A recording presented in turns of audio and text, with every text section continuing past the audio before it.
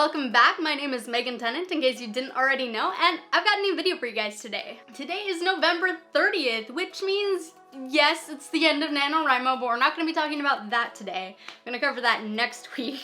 But what that also means is that tomorrow is December 1st, which means tomorrow is the start of Indiecember. So I'm going to be giving you guys the 9 reasons that I decided to self-publish. If you don't know what Indiecember is, it is an awesome reading challenge designed to bring awareness to indie authors. You can check out the link in the description down below to the video where I explain everything. And if you want more information, you can also check out megantennant.com/Indiecember. If you win, you get an entry to the giveaway. There are so many great prizes being donated, so you don't want to miss out. To count squares, you just have to review the book. So if you're not a fast reader, but you read indie books in the past and haven't reviewed them, you get to count those. Go check it out. It's going to be tons of fun. And in honor of that, I just wanted to talk about why I decided to be a self-published author. Reason number 1, fast turnaround. Growing up, both my dad and my mom dabbled in writing. They tried to get books published. My mom did children's books. My dad did sci-fi, more the kind of thing I'm into.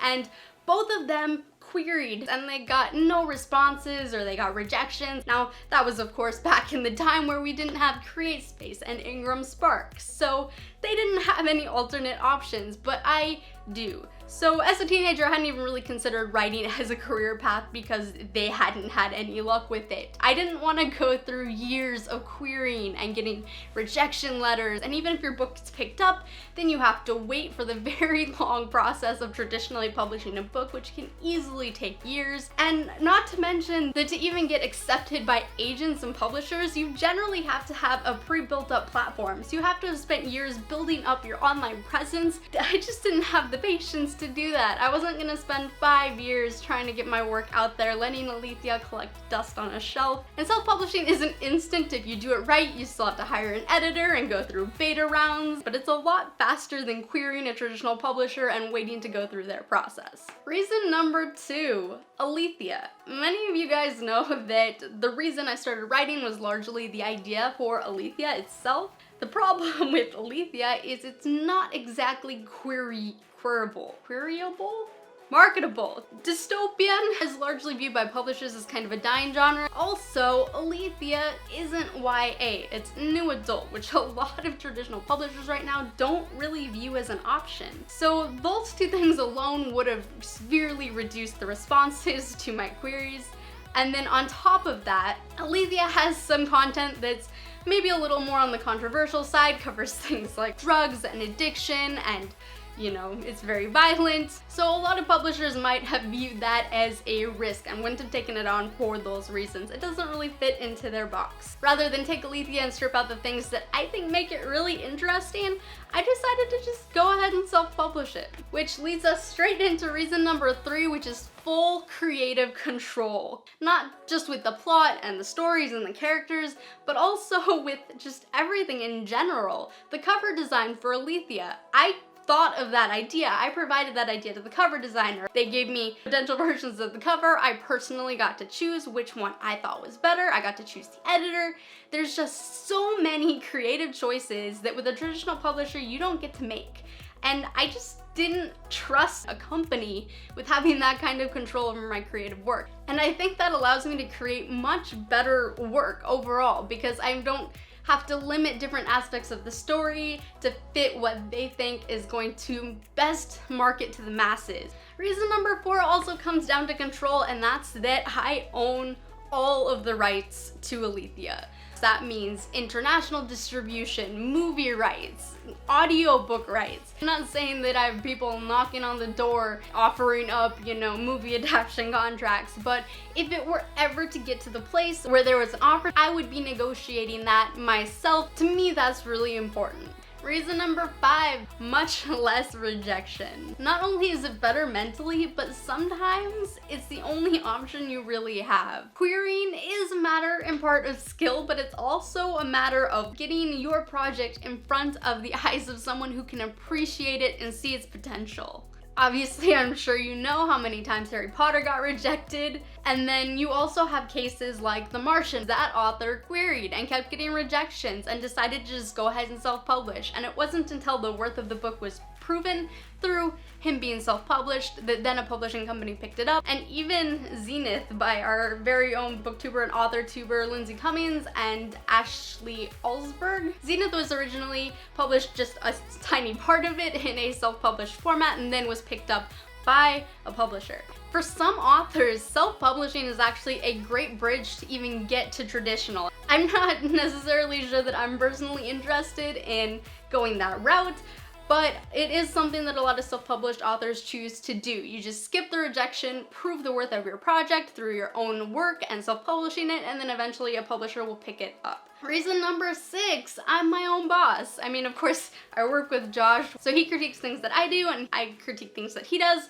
but I have a direct decision-making capability over timeline and deadlines and marketing and social media management. Reason number 7, it's feasible now. We have CreateSpace and we have Ingram Spark and BookBaby and options that we as just individuals can use to publish our work.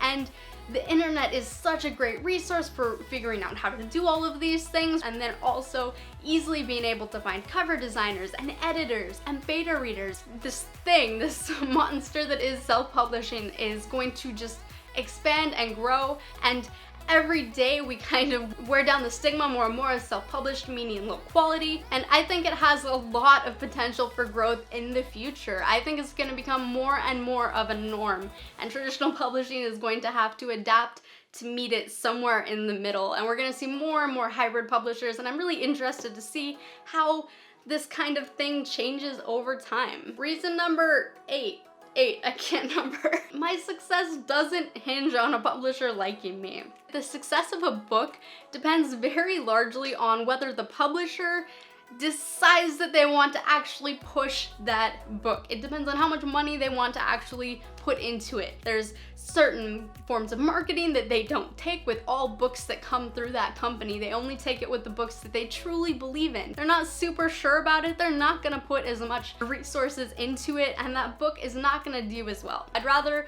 know that working harder will help get my book more success rather than just having that be in the hands of some marketing manager who thinks that one book is gonna pull in a little bit more money than another. And last but not least, reason number 9, the indie community is truly amazing. Of course, the writing community in general is amazing, all forms of writers, but there's something especially special, I know how to word good, overly, extremely special, I'm still sick, I'm sorry guys. There's something extra special about the indie side of the community because we're kind of underdogs here, and so to succeed, for a lot of the times we have to stand together, and you have to view other writers always as not your competition, but your support group.